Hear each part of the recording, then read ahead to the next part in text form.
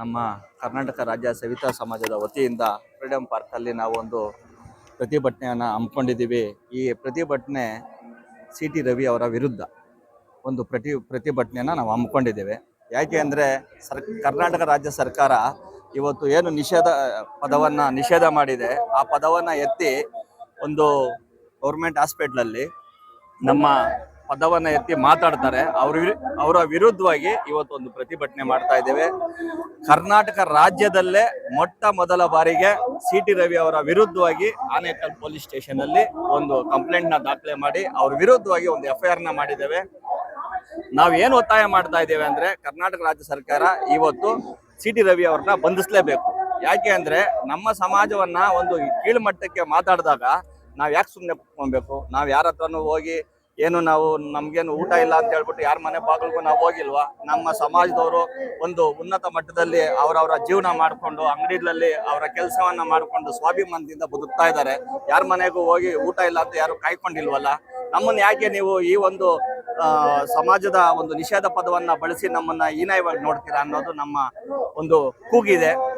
ಅದರಿಂದ ಇವತ್ತು ನಾವು ಫ್ರೀಡಂ ಪಾರ್ಕ್ ಅಲ್ಲಿ ಒಂದು ಪ್ರತಿಭಟನೆಯನ್ನು ನಡೆಸ್ತಾ ಇದ್ದೇವೆ. ಸರ್ಕಾರ ಇವತ್ತು ಇದನ್ನ ಗಣನೆ ತಗೊಂಡು ಮುಂದೆ ಚಳಿಗಾಲ ಅಧಿವೇಶನದಲ್ಲಿ ಈ ಪದವನ್ನ ಬಳಸಿದವರಿಗೆ ಯಾವ ರೀತಿಯಲ್ಲಿ ಅವರಿಗೆ ಕ್ರಮವನ್ನು ತಗೊಬೇಕು ಅಂತ ನಾವು ಕರ್ನಾಟಕ ರಾಜ್ಯ ಸವಿತಾ ಸಮಾಜದ ವತಿಯಿಂದ ಮುಖ್ಯಮಂತ್ರಿಗಳನ್ನ CM ಸಿದ್ದರಾಮಯ್ಯ ಅವ್ರನ್ನ ನಾವು ಮನವಿ ಮಾಡ್ಕೊಂತಾ ಇದ್ದೀವಿ. ಸರ್, ಇವತ್ತು ನಮ್ಮ ಒಂದು ಸವಿತಾ ಸಮಾಜದ ವತಿಯಿಂದ ಹೋರಾಟ, ಎಲ್ಲ ಮುಖಂಡರುಗಳು ಈ ದಿನ ಬಂದು ಭಾಗವಹಿಸಬೇಕು ಅಂತ ಆಸೆಯಿಂದನೇ ಇಲ್ಲಿ ಹೋರಾಟ ಮಾಡ್ತಿರೋದು. ಯಾಕೆಂದರೆ ಈ ದಿನ ನಮ್ಮ ಸವಿತಾ ಸಮಾಜ ಒಂದು ಜಾತಿ ನಿಂದನೆ ಪದ ಅಂತಿದೆ. ಅದು ಮೊದಲು ಜಾತಿನೇ ಅಂತಾನೆ ಉಪಯೋಗಿಸ್ತಿದ್ರು. ಅದನ್ನೇ ಆ ಪದವನ್ನು ಗೆಜೆಟಿಂದ ರಾಜ್ಯ ಸರ್ಕಾರ ತೆಗೆದುಹಾಕಿದ್ರು ಕೂಡ ಈಗಲೂ ಕೂಡ ಆ ಶಬ್ದವನ್ನು ಬಳಸ್ತಾರೆ. ಅದು ಬೈಯೋದಿಕ್ಕೆ. ಆ ಶಬ್ದದಿಂದ ನಮ್ಗೇನು ತೊಂದರೆ ಇಲ್ಲ, ಆದರೆ ಅದನ್ನು ಬೈಯೋದ ರೀತಿ ಉಪಯೋಗಿಸ್ತಾ ಇದ್ದಾರಲ್ವ, ಅದಕ್ಕೋಸ್ಕರ ನಮ್ಮ ಕುಲವೃತ್ತಿ ಮಾಡುವಂತಹ ಪ್ರತಿಯೊಬ್ಬರಿಗೂ ತುಂಬಾ ಕಷ್ಟ ಆಗ್ತಾ ಇದೆ. ನಾನು ಸರ್ಕಾರದ ಮಾನ್ಯ ಮುಖ್ಯಮಂತ್ರಿಗಳು ಮತ್ತು ಉಪಮುಖ್ಯಮಂತ್ರಿಗಳು ಮತ್ತು ಸಚಿವರುಗಳು ಮತ್ತು ಎಲ್ಲ ಶಾಸಕರಲ್ಲಿ ಮನವಿ ಮಾಡ್ಕೊಳ್ತಾ ಇದ್ದೀನಿ. ಈವಾಗಲಾದರೂ ಸರಿ ಚಳಿಗಾಲ ಅಧಿವೇಶನದಲ್ಲಿ ಈ ಒಂದು ಜಾತಿ ನಿಂದನೆ ಪದಕ್ಕೆ ಕಾಯ್ದೆಯನ್ನು ಜಾರಿಗೆ ಮಾಡಬೇಕು.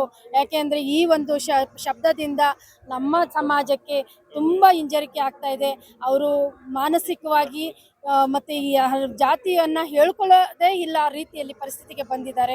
ತಾವೆಲ್ಲರೂ ದಯವಿಟ್ಟು ಸರ್ಕಾರ, ಮಾನ್ಯ ಮುಖ್ಯಮಂತ್ರಿಗಳು ಈ ನಮ್ಮ ಒಂದು ಸಮಾಜದ ಮೇಲೆ ಕಳಕಳಿಯನ್ನಿಟ್ಟು ಈ ಜಾತಿ ನಿಂದನೆ ಕಾಯ್ದೆಯನ್ನು ಜಾರಿ ಮಾಡಲೇಬೇಕು ಅಂತ ಈ ಮೂಲಕ ನಾನು ಕೇಳ್ಕೊಳ್ತಾ ಇದ್ದೇನೆ.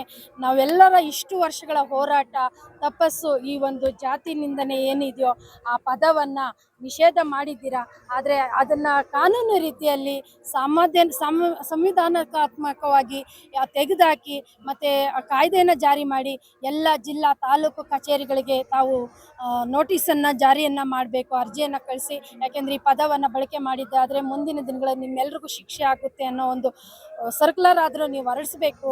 ಮತ್ತು ಈ ಚಳಿಗಾಲ ಅಧಿವೇಶನದಲ್ಲಿ ಕಾಯ್ದೆಯನ್ನು ಜಾರಿ ಮಾಡಲೇಬೇಕು. ಯಾಕೆಂದರೆ ಕುರುಬ ಸಮಾಜಕ್ಕೂ ಕೂಡ ಮಾಡಿದ್ದೀರಾ. ನಮ್ಮ ಒಂದು ಸಮಾಜ ಸವಿತಾ ಸಮಾಜ ಅತಿ ಹಿಂದುಳಿದ ವರ್ಗಗಳಲ್ಲಿ ಹಿಂದುಳಿದ ವರ್ಗದ ಜಾತಿಯಾಗಿದೆ.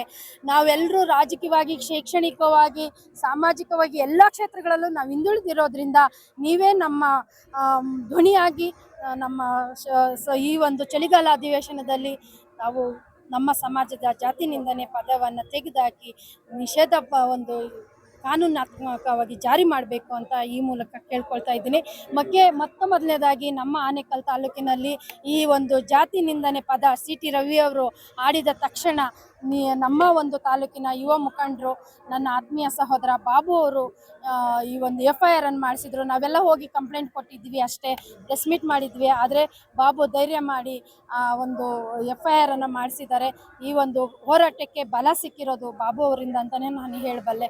ಮುಂದಿನ ದಿನಗಳಲ್ಲಿ ನಾವೆಲ್ಲರೂ ಸಮಾಜದ ಬಂಧುಗಳು ಒಗ್ಗಟ್ಟಾಗಿ ಈ ಒಂದು ಜಾತಿ ನಿಂದನೆ ಪದಕ್ಕೆ ಹೋರಾಟ ಮಾಡ್ತೀವಿ. ಯಾವುದೇ ರೀತಿಯಲ್ಲಿ ಮಾಡಲಿ, ಎಲ್ಲರ ಒಂದು ಹೋರಾಟ ಸರ್ಕಾರಕ್ಕೆ ಮುಟ್ಟಲಿ ಅಂತ ನಾನು ಕಳಕಳಿಯಿಂದ ಮನವಿಯನ್ನು ಮಾಡ್ತಾ ಇದ್ದೀನಿ ಸರ್.